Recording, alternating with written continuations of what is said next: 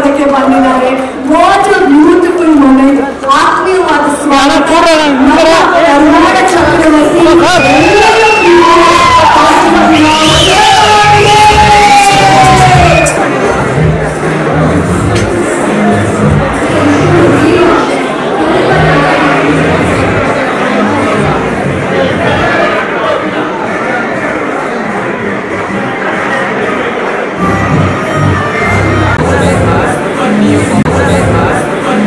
ಶಿವಣ್ಣ ಅವರು ಹಾಗೂ ರವಿ ಸರ್, ಆ ಎರಡು ಕಾಂಬಿನೇಷನ್ ಅಲ್ಲಿ ನೋಡೋದಕ್ಕೆ ಚಂದ.